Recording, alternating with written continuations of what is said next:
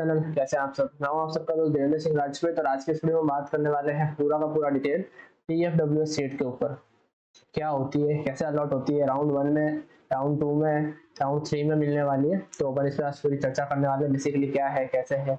अगर मतलब काफी सारी डाउट्स हैं जो कि मेरे को आपके यहाँ पे कमेंट बॉक्स में मेरे यहाँ पे दिख रहे हैं आप लोगों के, तो उस हिसाब से मैं आज आपसे डिस्कस करने वाला हूँ भाई TFWS क्या है, बच्चों को इतना परेशान क्यों कर रहा है और क्या दिक्कत आ रही है बेसिकली। ठीक है, तो बेसिकली TFWS सीट क्या होती है, ट्यूशन फी वेयर स्कीम, जिसके तहत अगर आप इस सीट में एडमिशन लेते हैं तो आपकी जो कॉलेज की जो ट्यूशन फीस होती है हर कॉलेज की वो नहीं लगती है। ठीक है, सिर्फ एक बार एडमिशन फीस ही लगती है।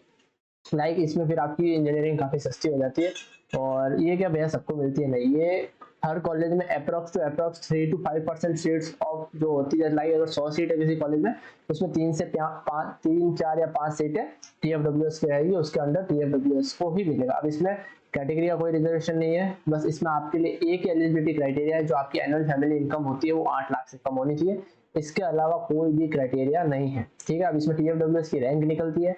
अब रैंक उन्हीं की निकलती है जिनकी family income less than 8 lakh. अब इसमें रैंक कैसे बनती है, जिसकी इनकम कम और परसेंटाइल अच्छी है उस हिसाब से आपकी इसमें TFWS की रैंक भी बनती है। ठीक है, ऐसा नहीं है कि आपकी इनकम 8 लाख के आसपास, मतलब आपकी इनकम 2 लाख ही है और आपकी रैंक परसेंटाइल बहुत कम है तो आपकी रैंक 1 या 2 आ जाएगी, नहीं, ऐसा कुछ नहीं। वो उनका एक अलग क्राइटेरिया रहता है, अलग प्रोसेस रहता है अलग करने का, तो इस हिसाब से रहता है। ठीक है, तो बेसिकली अपने एक बार रीड की बुकलेट दिखा देता हूँ आपको, जिसमें मैं TFWS लिखा है उस पढ़ के समझा देता हूँ। ठीक है, TFWS अपन यहाँ सर्च कर लेते हैं ना, ये रहा। यहाँ पहला ही criteria, son daughters of parents whose annual income from all sources does not exist 8 lakh. ठीक है, बेसिकली वो बच्चा जिसकी फैमिली इनकम 8 लाख से कम है वो ही ट्यूशन फी वेयर स्कीम में आता है। और waiver is limited to tuition fee as approved by state level fee committee for child, मतलब आपकी जो फीस होती है ट्यूशन फीस की वो स्टेट देता है और ये इसमें सब रहता है। अब भैया इसमें हमारे पास काफी सारी दिक्कत ये आ रही है कि हम लोग जो अपने पास ये यहाँ पे जो ये है, यहाँ पे राउंड 1 2 और 3 इनमें अगर हमें सीट मिलती है, लाइक मैं एक कैंडिडेट हूँ और मेरे को अब जो TFWS में जो सीट मिलती है ना, वो पहली बात तो आपकी चॉइस फिलिंग के अकॉर्डिंग नहीं मिलती है, वो आपकी रैंक के अकॉर्डिंग और जहाँ आप फिट हो रहे हो तो स्टेट रीप के अकॉर्डिंग वहां पे आपको सीट अलॉट करते हैं। तो अब मेन मुद्दा ये आता है भैया वो एक्सेप्ट करनी जरूरी है या नहीं है। अगर नहीं करते हैं तो रीप की काउंसलिंग से बाहर हो जाएंगे या क्या होता है।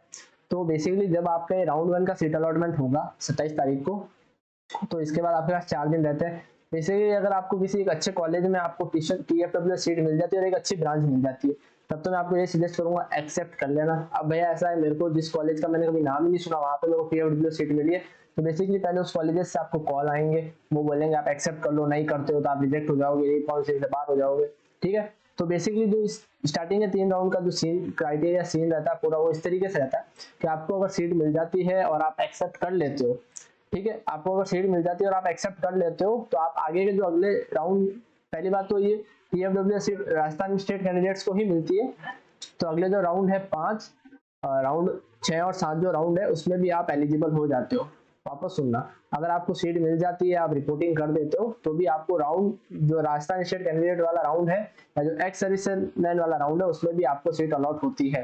फिर आपके पास ऑप्शन रहता है आप किसमें जाना चाहते हो। ठीक है, फिर एक केस ये बन गया। दूसरा केस ये, अगर आपको सीट मिलती है और आप रिपोर्टिंग ही नहीं करते हो तो आप रीप काउंसलिंग से बाहर नहीं होंगे, नहीं होंगे, नहीं होंगे, ये मैं आपको हर बार कहता आ रहा हूँ। आपको फिर भी जो राजस्थान स्टेट कैंडिडेट के अलॉटमेंट्स है उसमें सीट दी जाएगी। ये आप भली रीप में ऑफिस में भी फोन करके पूछ लीजिएगा, ये उनका ही क्राइटेरिया ऐसा ही रहता है और वो हर साल ऐसे ही करते हैं। काफी सारे बाकी जगह से आपको सुनने को मिलेगा, अगर आप रिपोर्टिंग नहीं करते तो आप रीप से बाहर हो जाओगे या आपको नहीं करोगे तो रीप से बाहर हो जाओगे। तो बेसिकली ऐसा नहीं होता है, आप सीट लो या ना लो ये आपके पास एक ऑप्शन देता है, एक मतलब गोल्डन, मतलब बोलो ना, एक अच्छा एक ऑप्शन है, एक ट्यूशन फीस नहीं लग रही तो इस तरह आप सीट लेना चाहते हो तो ठीक है। बाकी ऐसा कोई जोर जबरदस्ती कंपलसरी वाला कोई भी रूल नहीं है कि लेनी ही पड़ेगी, ऐसा कुछ भी नहीं है। ठीक है, अब इसमें एक चीज और है, भैया एक्स सर्विसमैन में सीट मिल गई पर राजस्थान स्टेट वाले में पार्टिसिपेट करना चाहते हैं तो आप उसमें भी एलिजिबल हो, आपको सीट उसमें भी मिलेगी मिलेगी मिलेगी। ठीक है, तो ये TFWS के अंदर मैंने आपको थोड़ा बहुत क्लियर किया है।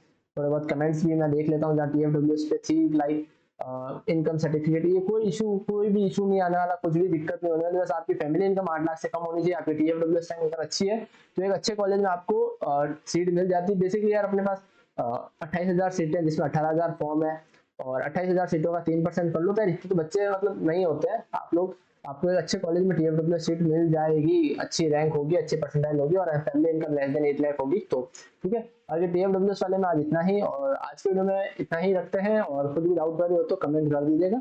थैंक्स फॉर वॉचिंग, वीडियो में ही खत्म करते हैं।